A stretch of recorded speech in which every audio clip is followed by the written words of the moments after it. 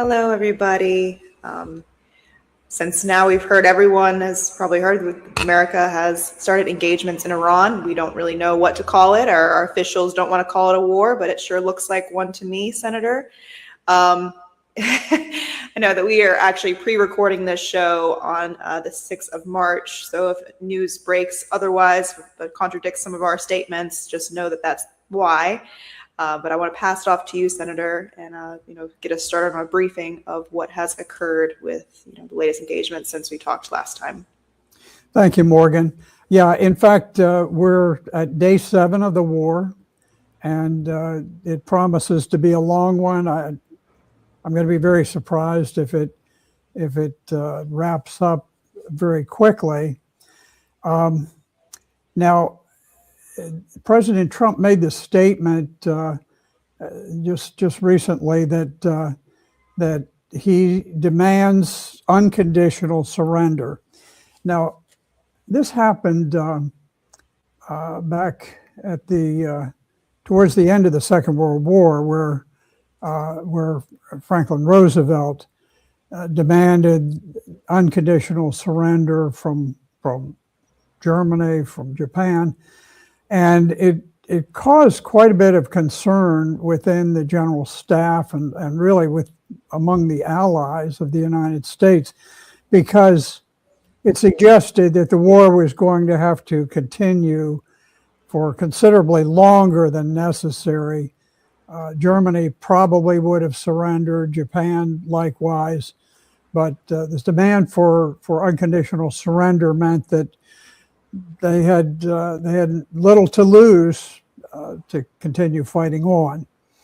I'm not sure whether Donald Trump knew that history, or you never know what goes on, whether they want the war to end or not. I don't know what's going on, but in any event, it's a very serious thing when you demand unconditional surrender, as this happened.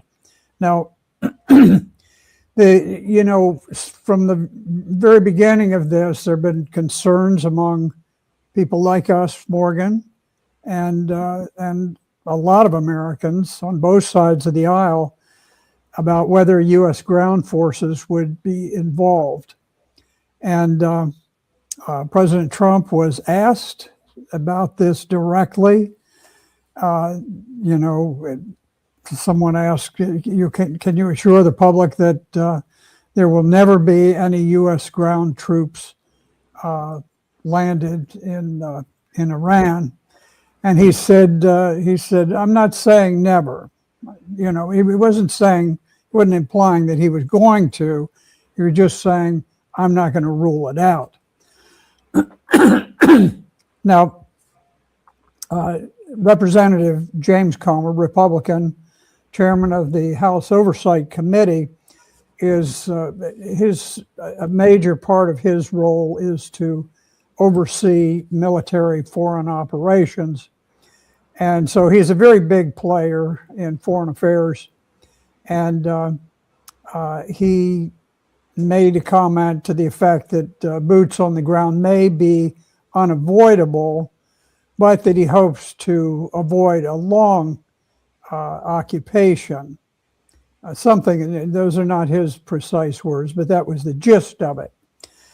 So clearly, within the think tanks that promote these wars, tremendous amount of chatter about U.S. troops on the ground. The 82nd Airborne Division, I can't tell you what it is like today, but I know that when I was at Fort Ord, I was the staff judge advocate for the 7th Infantry Division. At the time, it was a very high-flying combat division. And at the time, the 82nd Airborne Division, there was sort of like a list of first in an urgent combat situation. 82nd Airborne Division was first. The 7th Infantry Division was second, and then you went on, and you had a list that went on and on. And so when the 82nd Airborne Division is alerted and it's not the entire division, but a key brigade of that division. When they're alerted to be in a heightened state of readiness, it is a concerning signal that there are genuine considerations being given to ground combat. Now, it's important to know that Iran is roughly 3 times the size of Texas. It's an enormous country, and a country of 93 million people, and the terrain is extremely harsh. It's not, sort of, it's the opposite of what Iraq was, where you had a very level, open area. It's a rolling, mountainous, place with valleys and so forth. If there ever were a guerrilla war to break out, it would be very difficult geography to fight it. Not to say that the United States can't win a war in Iran, but it introduces a level of uncertainty that is certainly far beyond what Americans want. Americans do not want their troops in another forever war, and this would be a humdinger if we get into it. Yeah, certainly. I mean, a lot has happened since we spoke last week. I mean, we spoke backstage about the sinking of the ships, which I think we'll touch upon. The admission from Marco Rubio. I'm not sure if you had seen the video footage of him basically saying that Israel was going to strike, and so therefore that's what forced us to forced our hand, which is essentially just a repeat of the 12-day war, which is what Israel got us into it, and they couldn't finish it, and so that's why they forced the U.S.'s hand, essentially. We can always speculate otherwise, into getting involved into that engagement. So we're seeing the same thing happen, which I find very despicable, given the fact of how we proclaim to have control over this nation as we fund it, but they're able to kind of bend us to their will and allow us to get in engagements that are going to cause serious damage. I mean, we already have 6 American lives that have been lost. You have President Trump admitting that there probably will be likely more.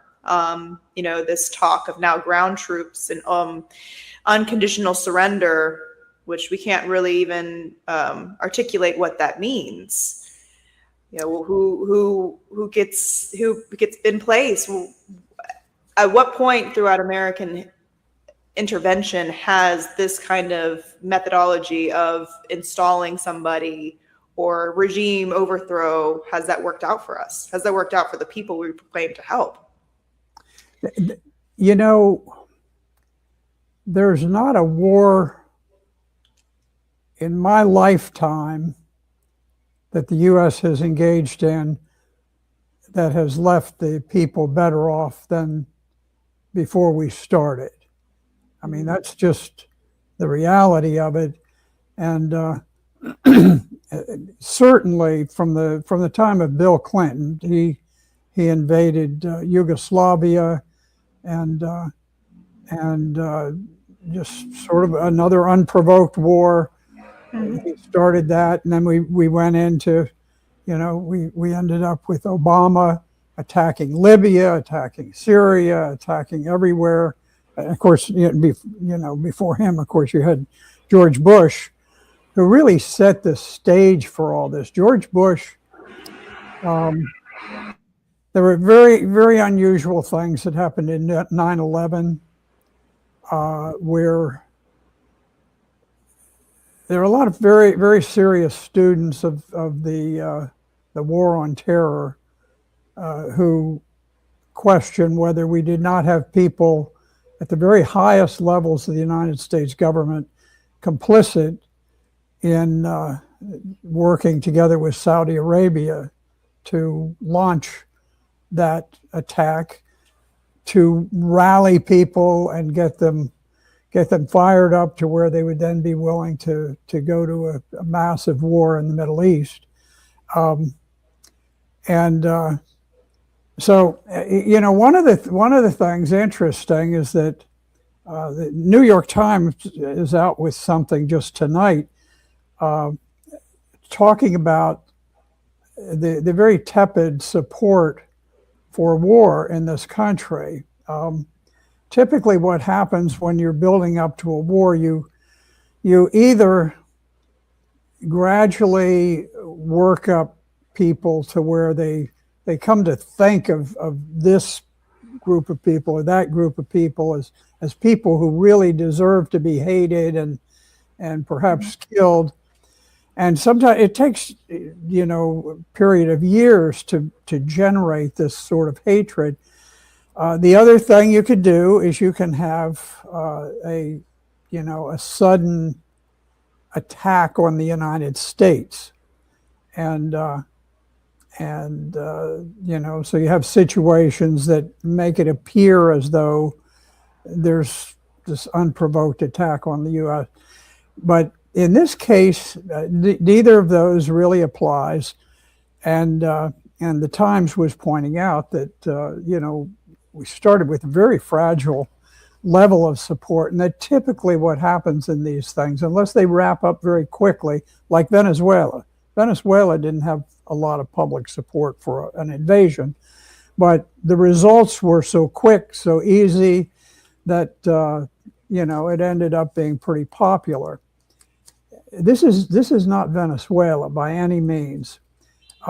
One of the things that helped to sell it was this idea that the people were ready to rise up, and that we would, we just gin up a little bit of support and people would overthrow the government of Iran.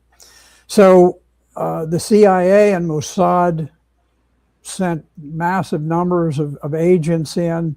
Mossad actually publicly announced that they had their agents working the crowds with the protesters, which I don't know who thought that was a smart idea, but if that's supposed to garner support for the protesters, I mean, the protesters, I think that made them an anathema to the people of Iran. Mm-hmm. But in any event, I have watched very closely the level of support, and this initial American optimism about a popular revolt has met the reality of how populations typically react when a foreign nation attacks you. What happens is that even though you have dissensions among your population, people rally, they link arms together, and they fight the foreign oppressor. Mm-hmm. And why we can understand that so well for ourselves, and we can't project that on other nations, is beyond me. But I had to pin down ChatGPT and the Google AI, and it took me about 5 iterations before I could get a clear, precise answer, because I would ask about, have the Iranian people risen up since this Operation Epic Fury, and they would sort of conflate what's going on in New York or London with what's going on in Iran. And I kept narrowing. I said, no, that's not what I asked you. This is what I want. And in the end, I got back the response that says, since the initiation of Epic Fury, not a single credible report of even 100 anti-government protesters has been inside of Iraq. So mm-hmm. there's nothing. There have been all these little, there are people yelling from a rooftop, or a film came out of some people toppling a statue. Now, I got to tell you, Mossad is everywhere in that country. Yeah. you know, I'm sure they release films, they release all kinds of stuff. Mhm. There is no popular support whatsoever for overthrowing their government at this point. Mhm. Yeah, I've gotten reports of that too. As you know, it's just we have spoken about it before. This reference to this documentary that came out, I believe, at the end of 2025. It's called Iran: The Great Game, but it goes into, you know, the CIA, these interventions that you know, Western forces have taken in the state of Iran, that the citizenry are very knowledgeable about. They have not forgotten, you know, about those interventions and what has happened, you know, since then.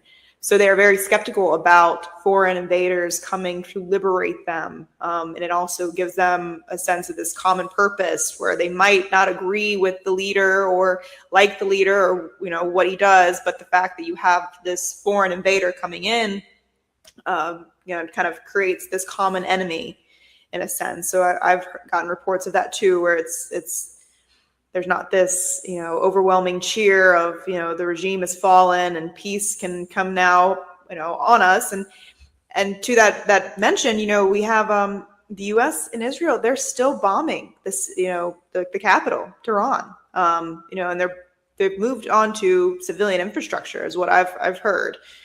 Yeah, yeah, and I think what will happen um, is we're moving beyond the point where there are these very specialized stealth bombers and cruise missiles being launched from ships and so forth, and all very effective. It certainly did what the U.S. and Israel were hoping. But now we're going to go to another phase where you have standard bombs being dropped. They won't be dropped with quite the same accuracy. And the idea, I think, will be that we begin bombing more and more, just sort of levels of targets beyond the initial ones. We did this back in Serbia, where the U.S. Under Bill Clinton went in and very quickly bombed all of the military targets there were in that place, and at that point we just continued bombing. We bombed the Chinese embassy. We bombed a passenger train during commuting hours, just slaughtering people. Mm-hmm. And I suspect you're going to see that in Iran. My thoughts were that before this is over, it's very possible we'll see 3 million Iranian dead. We will, and at a certain point, what will happen is there's going to be a massive flow of migration from Iran into Europe, because Europe is, Western Europe's fairly peaceful. Nobody's going to attack them. Russia's not going to attack them. Everybody in the world knows that, except for Macron and some of these other clowns. The Europeans know, but just the leaders. Yeah, that's fair. So anyway, if you are trying to flee to a place that's safe, where do you go? You go to Germany, you go to France, you go to Great Britain, and the problem is that it's very destabilizing. Now, the Iranian people, the great portion of them are very civilized, very intelligent people. But again, when we shatter the cohesion of nations, it often causes problems, even if we have good people involved. So this is where we are right now. Now, the most effective pressure point for Iran has been their blockage of the 21-mile wide Strait of Hormuz. Mm-hmm. This borders on Iran, and it's been relatively easy for them to control, and they've just literally stopped the flow of shipping through that extremely busy waterway. There's 20% of all of the world's oil flows through there. And when you stop that amount of oil, you cause a tremendous spike in oil prices. They were, it's not that long ago, you had oil prices down to $60 a barrel. Today they were up to $92 a barrel. It's an enormous rise, and there's no reason to expect that they won't go higher in coming days. So what's happened, particularly in Asia, the Asians are enormously reliant on oil that comes through the Straits of Hormuz. And so it's causing enormous pain for India, for China, for Japan, for South Korea, and their stock markets are in turmoil, and you know, all sorts of economic things are beginning to happen that are very negative. In fact, it's sort of ironic. India is so hard pressed because of the cutoff of oil coming from Iran that the United States, in the goodness of our hearts, has said, okay, we'll let you buy Russian oil. We're gonna take the sanctions off the Russian oil so you can run your factories on Russian oil, because we've now destroyed the other source. You know, we destroyed their access to Russian fuel, then we've destroyed their access to Iranian fuel, and I think that the poor Indians are saying, hey, listen, we can't play this game anymore. We got to have oil from somewhere. So this is a big problem. Now we've got a contest between the Iranians. They launched their missiles two places, really. They launched them at Israel, which is the heart and soul of they're the whole problem. They're the ones that caused the war and started it, even according to Secretary of State Rubio. Mm-hmm. And so they're the target, but the other target is American bases all through the Middle East. So what happens is Iran fires these missiles, and we have in place some very sophisticated anti-aircraft weapons. The Patriot anti-missile system, extremely effective. It's been used and battle tested in Iran, or rather in Ukraine. And also we have the THAAD system, THAAD, which is a similar, very sophisticated air defense weapon. However, Iran has gone out and they have destroyed a number of these Patriot and THAAD systems, and I'm rather surprised at the degree of success that they've had in doing so. So what's happening now, you have to have these very sophisticated systems to take down the incoming Iranian missiles. And when you do, every time an Iranian missile comes in, the Patriot system, for example, has to fire 2 or 3 defensive missiles to intercept it. And the defensive missiles are enormously expensive, far more expensive than the incoming missile. And the production line for these Patriot missiles and the other missiles is very cumbersome, very slow moving. And so what's happening is we're burning through our stock of these missiles, and we already used up enormous quantities in Ukraine. Mm-hmm. So we don't know how long we can keep this up before we start running out. Yeah, I think I remember we spoke about this probably over a year ago. You do have, I think, American commanders and generals, I believe, sounding the alarms that if we got into a serious engagement, the amount of arsenals that we're handing to Ukraine leaves us in a predicament where we won't be able to defend ourselves. Right.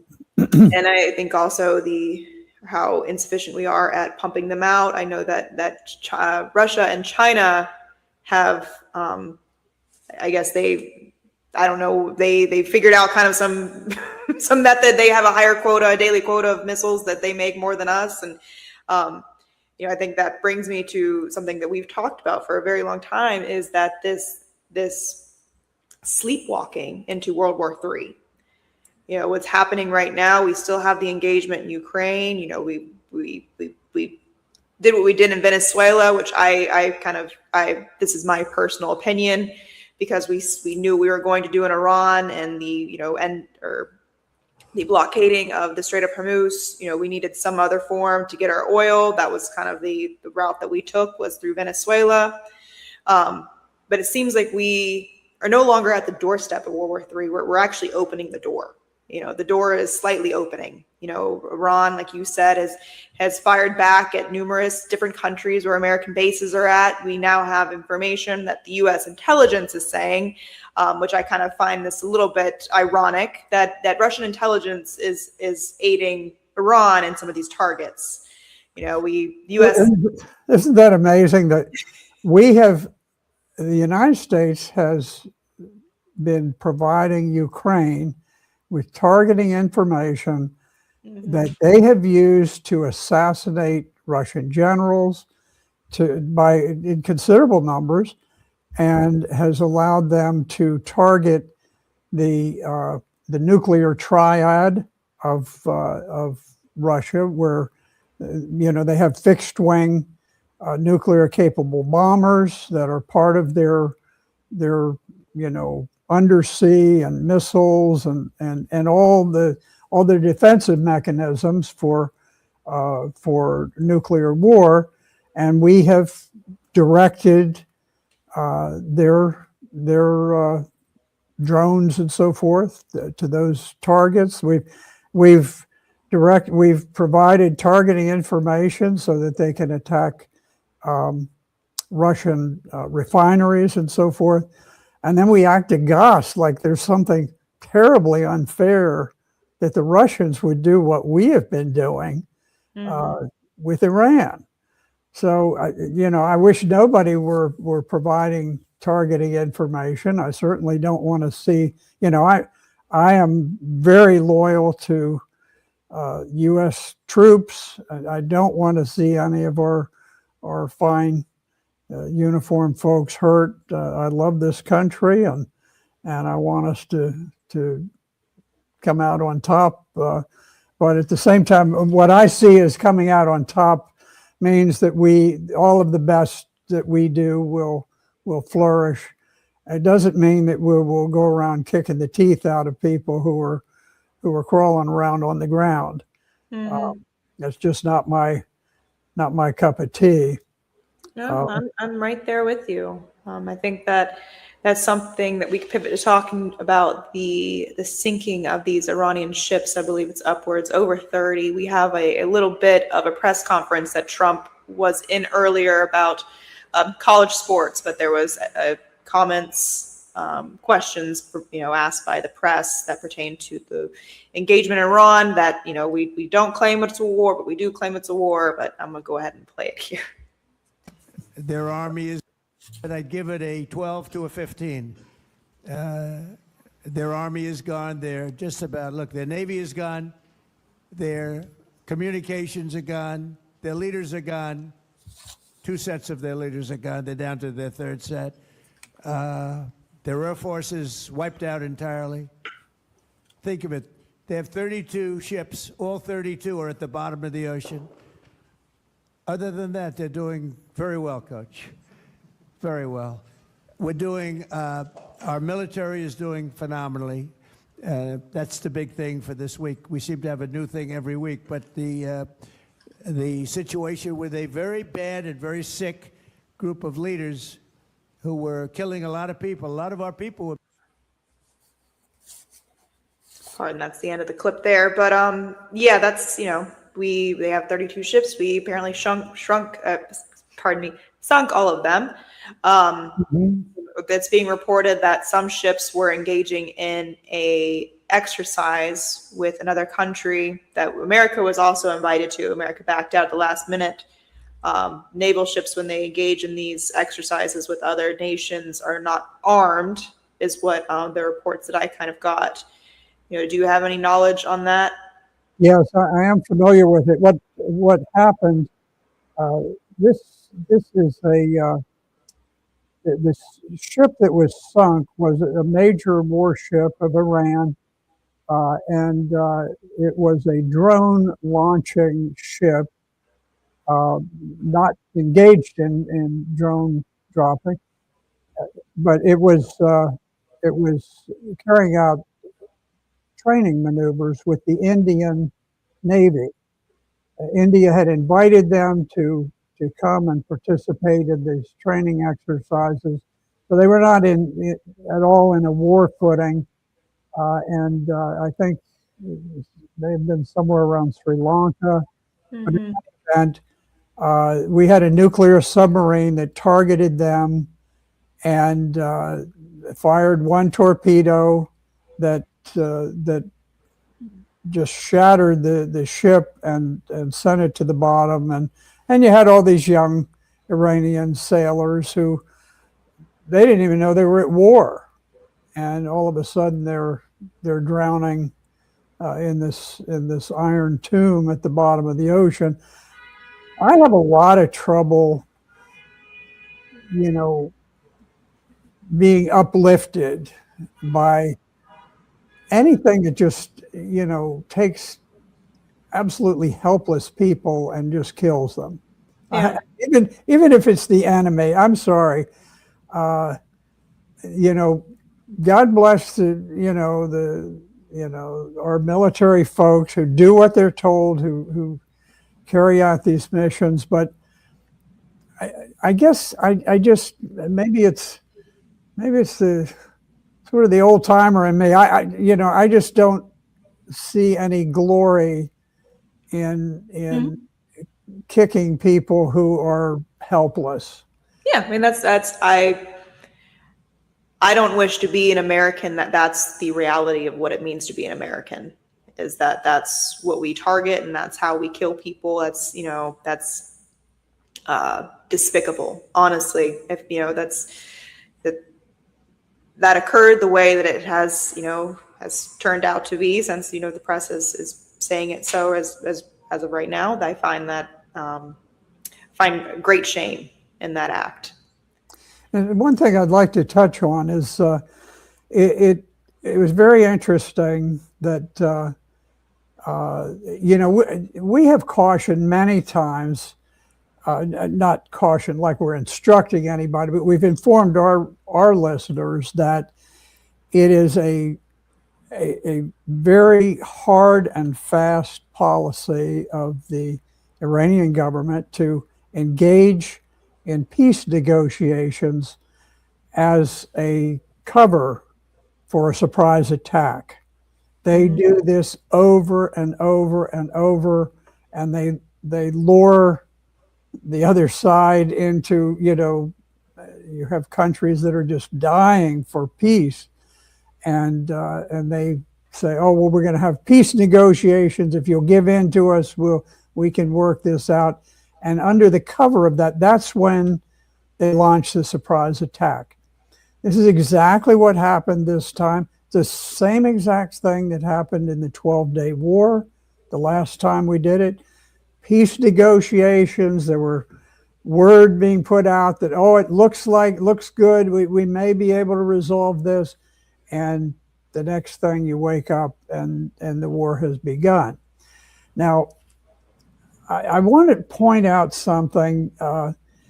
It is interesting. We know that the Ayatollah Khamenei had called together people for a meeting, top officials. I don't know. I think there's some possibility that he wanted to get their buy-in before he entered into a peace agreement with the United States, because the foreign minister of Oman, which is a very neutral country, he had been helping to conduct peace negotiations between the United States and Iran. And he made an announcement the night before the attack, and he said, "I think that tomorrow, from what I have seen of the negotiations between the two sides, tomorrow we may be able to wrap this up. We may be able to achieve peace." And the information at that point was that Iran was essentially giving up everything that the United States wanted in the nuclear arena, at least. So the attack occurred the next day. It would not surprise me one bit whether there had been some assurances given to the Iranian representatives that we're going to give you, 24 hours or whatever to finalize this peace deal, and that at that point Ayatollah Khamenei said, "Okay, let's bring people together," because they had a daylight meeting, and they brought together top people to meet. And it would not surprise me if that meeting were not put together to get the buy-in from the rest of society over there to support Khamenei in a very difficult peace agreement with the United States. I don't know that. I don't have any backup, and we will never know. But this is the way things are often done. But the point I'm making is that the Ayatollah should have known that you can never, ever take promises of peace negotiations with Israel and now the United States as some indication that you're safe from a surprise attack. You're not. And he should have known that. I mean, he's gone through it personally, and I think it showed remarkably poor judgment and perhaps some weak leadership by aging leaders. Ayatollah Khamenei was up in his late 80s, and they set a pattern which violates a basic principle of security. You never concentrate and form a target for your enemy, and you never allow information to be disseminated about what you're doing. But they met in a very obvious place, and they were, obviously they were infiltrated by people who were feeding information to the Israelis. And so one way or the other, for whatever reason, they gathered and created a target. A number of them were killed. And but as a result, here's the interesting thing. You had these very mature gentlemen who were in charge of Iran, and they've been killed. But one thing that they did do that was very effective is they have layer upon layer of succession. And so it's not as though they haven't left in place a structure, very organized structure to continue on. So their deaths are going to bring into place a younger, less gullible, more dynamic generation. And these folks will come to power, and they will, the Iranians are very bright people. And these are people who have watched and they've seen with their own eyes the way things work. and they're going to make decisions that will break with the old patterns. So I think we're likely to see much more challenging leadership, much brighter, insightful leadership, people who are more shrewd and less gullible. So we may be surprised at what we have brought about by killing off the Ayatollah Khamenei. Mm-hmm. But I think I really believe that we became terribly overconfident as a result of the ease with which we were able to overthrow the government of Venezuela. We only partially did it, but we were very wise in the way we did. I opposed it, but I have to say it was very well done. But in this case, this is not Venezuela, and we really don't know what we may be unleashing. But already we're seeing the 82nd Airborne having some people on alert. There's already a great deal of talk about the Kurds in Iraq moving into Iran, invading Iran to They're always at the scene of the crime. Oh, the Kurds, God bless them. You can always get them to rise up against whatever country they're in. Yeah. It's a shame, but and we've talked about this before. I am very concerned about the large number of ISIS detainees, the ISIS soldiers, and the children of ISIS soldiers, who many of them have grown into adulthood, being indoctrinated in the ways of the ISIS terror group. The United States, instead of crushing and destroying that organization, has very carefully nurtured and preserved it for use in the future. I think it's very strange how the American taxpayer is footing the bill for this transfer. That why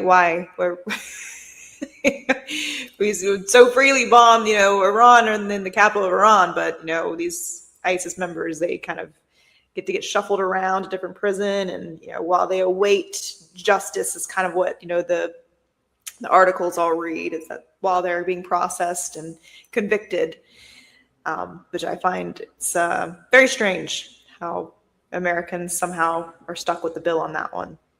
Well, the U.S. has used the terror weapon for a long time, and the public is totally oblivious to it. In Afghanistan, we controlled a 300,000 man army that we recruited, that we trained, that we indoctrinated from the time that these people were young.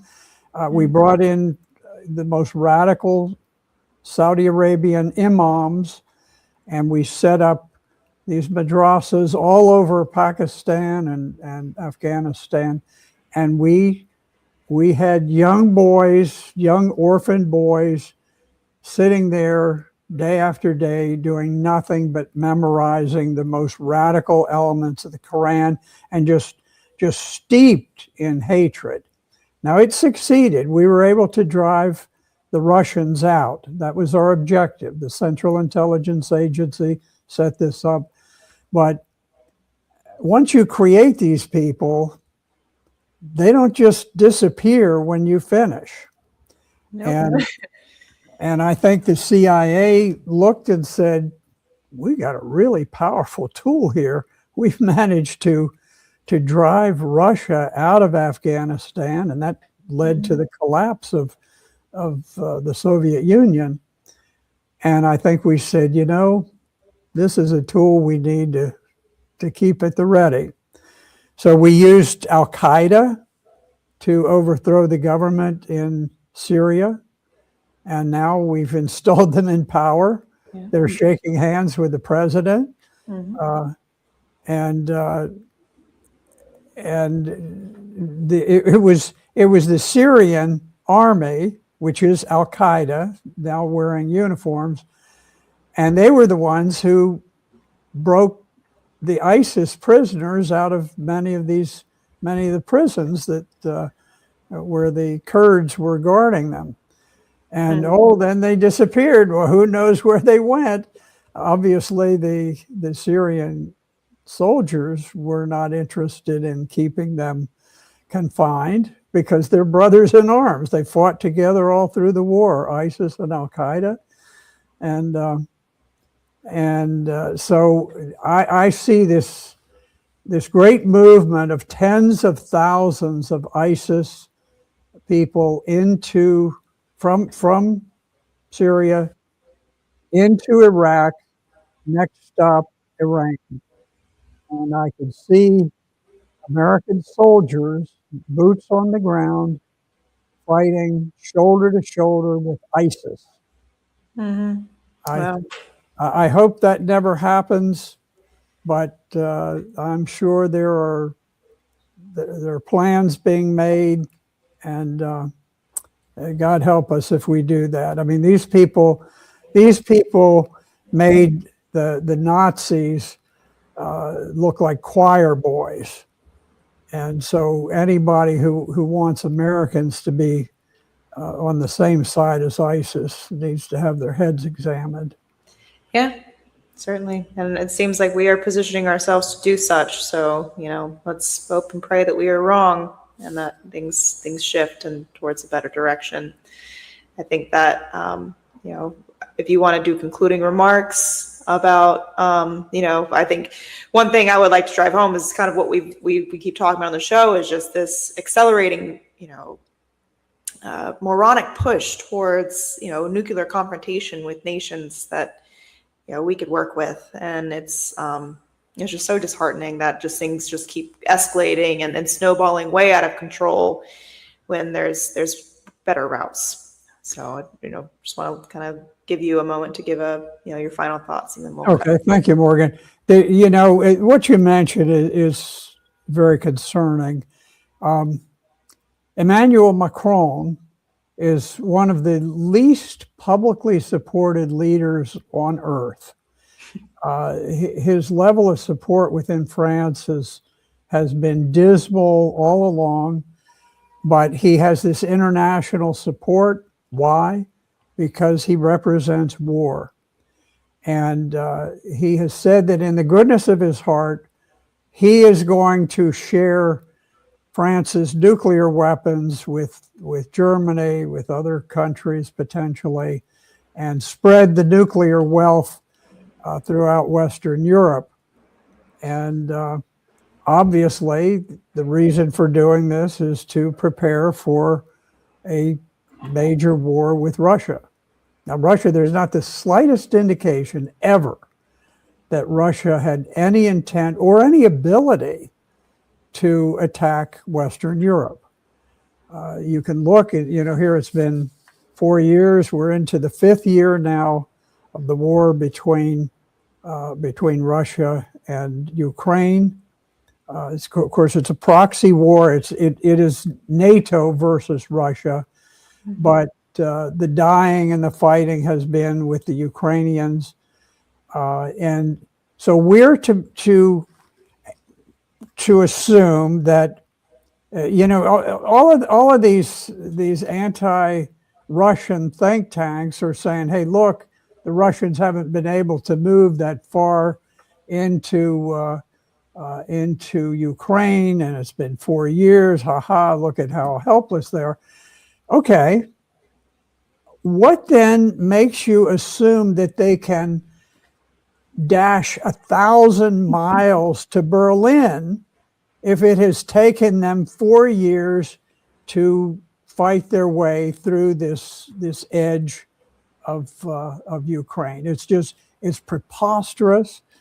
and they don't. Russia does not have the population, doesn't have the economic strength, and so forth to do that, and they have no desire. It's not like Russia needs more land.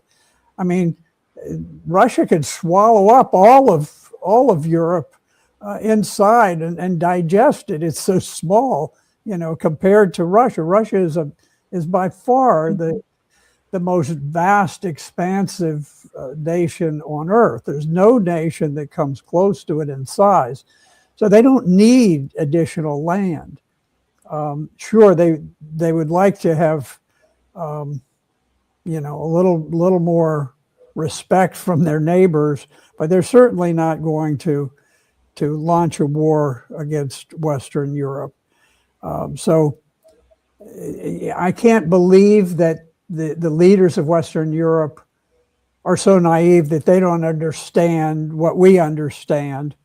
And so that leaves you wondering, well, okay, if that's the case, why are they spreading nuclear weapons and what are they getting ready for? And so that's a very major concern for all of mankind. Certainly. Thank you, Senator, for all of your expertise you've added today and at this discussion. And I would just encourage everybody to tune in next week to focus on the news. Thank you.